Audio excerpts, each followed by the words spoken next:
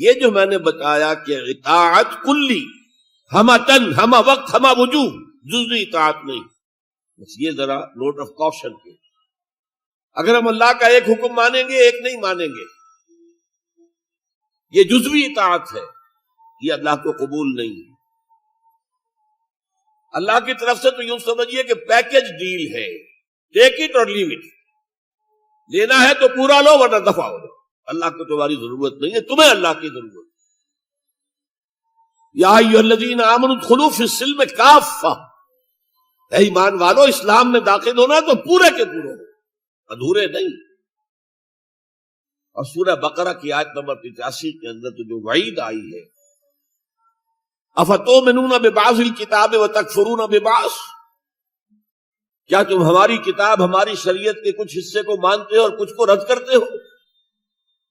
فما جزاء من یفعل ذلک منکم، تو جو کوئی بھی تم میں سے یہ روش اختیار کریں گے ان کی کوئی سزا اس کے سوا نہیں ہے، کان کھول کر سنیے، ان کی کوئی سزا اس کے سوا نہیں ہے کہ دنیا میں ذلیل و خوار کر دیے جائیں اور قیامت کے دن یردون الی اشد العذاب، شدید ترین عذاب میں جھونک دیے جائیں۔ وما اللہ بغافل عما تعملون، اللہ غافل نہیں ہے، بے خبر نہیں ہے، لا علم نہیں ہے اس سے کہ جو تم کر رہے ہو۔ تم اپنی داڑھیوں کے طول سے اللہ کو دھوکہ نہیں دے سکتے، تم اپنے پائجاموں کو ٹخنوں سے اوپر رکھے اللہ کو دھوکہ نہیں دے سکتے کہ تم بہت متبع رسول ہو، تم اپنے عمروں اور حجوں سے اللہ کو دھوکہ نہیں دے سکتے، اللہ کو معلوم ہے کہ حرام کی کمائی سے حج کیا ہے، حرام کی کمائی سے عمرہ کیا ہے۔ تو یہ جو جزوی اطاعت ہے کوئی اطاعت نہیں، اللہ کو قبول نہیں۔ آدمی سوچتا ہے کہ چلیے میں نے یہ کام اچھے کیے، یہ برے کیے، مجھے اچھے کاموں کا کچھ کریڈٹ بھی تو ملنا چاہیے نا، لیکن نہیں، اللہ کہتا ہے جزوی اطاعت منہ پر دے ماری جائے، اور جو دنیا کی سزا ہے وہ تو ہم اپنی آنکھوں سے دیکھ رہے ہیں۔ 130، 140 یا 150 کروڑ مسلمان دنیا میں، ذرا اندازہ کیجیے، لیکن ہماری رائے کی کوئی اہمیت ہے؟ بین الاقوامی معاملات میں کوئی ہم سے مشورہ لیتا ہے کہ آپ کا کیا خیال ہے؟ کس نمی پرست کے بھیا کیستی، ایسے بھی ملک تھے کہنا چاہیے، اب تو ان کا حال پتلا ہے، دولت کے انبار تھے ان کے پاس، لیکن ان کا مذاق اڑتا تھا مغربی ممالک، وہ چاہے سعودی بادشاہ ہوں اور چاہے وہ UAE کے امیر ہوں، مذاق نہیں اٹھتا تھا، کوئی حیثیت نہیں۔ حالانکہ کتنا بڑا رقبہ ہے انڈونیشیا کے آخری جزیروں سے لے کر موریتانیہ تک، سالڈ اسلامی آبادی، مسلمان آبادی۔ آپ کہیں گے کہ یہ بھارت جو ہے اس میں تو اکثریت تو نہیں ہے، لیکن 15 کروڑ یا 18 کروڑ تو آدمی یہاں موجود ہیں، لیکن کوئی عزت، کوئی حیثیت دنیاوی بین الاقوامی سطح۔ بہرحال یہاں بھی ہیں لوگ، کھاتے پیتے لوگ ہیں، ان کی اپنی کچھ عزت ہے اپنے معاشرے کے اندر، لیکن بحیثیت امت، بحیثیت قوم کیا حیثیت ہماری؟ تو الا خزی فی الحیات دنیا، وہ تو ہماری نگاہوں کے سامنے موجود ہے۔ اب قیامت کے دن کے بارے میں جو دھمکی اللہ نے دی ہے، وَيَوْمَ الْقِيَامَةِ يُرَدُّونَ إِلَىٰ أَشَدِّ الْعَذَابِ، قیامت کے دن شدید ترین عذاب میں جھونک دوں گا۔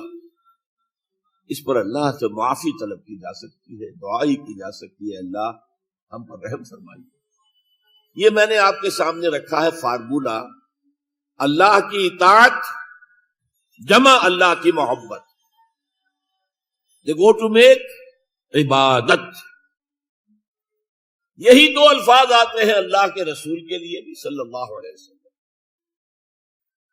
اللہ کے رسول کی اطاعت یہ تو اسلام کا بنیادی تقاضا ہے، اطیعوا اللہ واطیعوا الرسول فإن تولوا فإن اللہ لا يحب الکافرین۔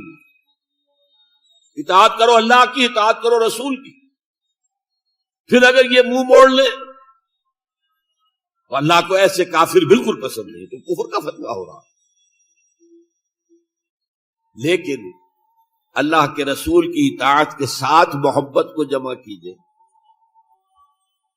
میں نے ابھی آپ کو حدیث سنائی ہے، حضور نے فرمایا لا یؤمن احدکم حتی اکون احب الیہ من والدہ وولدہ والناس اجمعین، تم میں سے کوئی شخص مومن ہو ہی نہیں سکتا جب تک کہ میں اسے محبوب تر نہ ہو جاؤں، اپنے باپ سے، اپنے بیٹے سے اور تمام انسانوں سے۔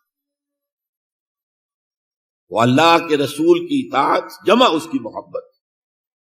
اس محبت کے ضمن میں ایک واقعہ یاد آیا جس سے اندازہ ہوگا کہ کس قدر اپنائیت تھی، کتنا قرب تھا حضور کے اور حضرت عمر فاروق رضی اللہ تعالیٰ عنہ کے مابین۔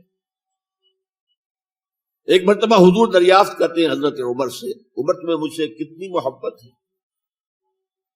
اب آپ سوچئے، ذرا سا بھی مغایرت کا باریک سا پردہ بھی اگر کہیں ہو تو کیا یہ سوال کیا جا سکتا ہے؟ تو انتہائی قریبی شخص سے ہی کیا جائے گا، تمہیں مجھ سے کتنی محبت ہے؟ عرض کیا آپ مجھے دنیا کے ہر انسان سے بڑھ کر عزیز ہیں۔ فرمایا اور اپنی جان سے؟ اب ذرا سا توقف کیا حضرت عمر نے، الان ہاں اب میں یہ بھی کہتا ہوں کہ آپ مجھے میری جان سے زیادہ عزیز ہیں۔ تو حضور نے فرمایا اب آئے ہو مقام مطلوب پر۔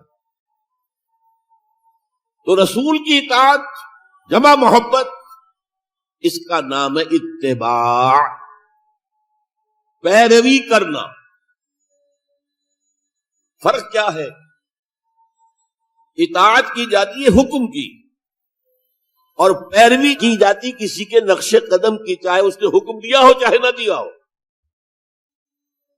جو وہ کرتا ہو کرنا، یہ ہے اتباع۔ یہ اطاعت سے بہت بلند شے ہو گئی۔ مثال کے طور پر یہ چھوٹی چھوٹی مثالیں، اصل اتباع کیا ہے وہ میں بعد میں عرض کروں گا۔ کوئی ایک صحابی بدو باہر سے آئے، ایک ہی دفعہ حضور کو دیکھا، حضور اس وقت اس حالت میں تھے کہ آپ کے بٹن جو ہے کھلے ہوئے تھے گریبان، انہوں نے پھر ساری عمر اپنے گریبان کے بٹن نہیں لگائے۔ میں نے اللہ کے رسول کو اس حال میں دیکھا ہے، میں تو ان کی پیروی کروں گا، حضور نے کوئی حکم تو نہیں دیا۔ تو یہ جو محبت، شدید محبت کے تحت جو بات آئے گی اس کا نام اتباع ہے، اور اس اتباع کا مقام کیا ہے وہ آیت میں سنا چکا ہوں آپ کو۔ قُلْ إِن كُنتُمْ تُحِبُّونَ اللَّهَ فَاتَّبِعُونِي يُحْبِبْكُمُ اللَّهُ۔ اے نبی ان سے کہہ دیجئے اگر تم اللہ سے محبت کرتے ہو تو میرا اتباع کرو، میرے نقش قدم پر چلو، میری پیروی کرو، اللہ تم سے محبت کرے گا، تم اللہ کے محب نہیں محبوب بن جاؤ۔ اور اگر کہیں کوئی لغزش ہو گئی، کوئی خطا ہو گئی، کہیں جذبات کی رو میں بہہ کر کوئی گناہ کر بیٹھے تو اللہ معاف فرما دے گا، اللہ بڑا غفور ہے، اللہ بڑا رحیم۔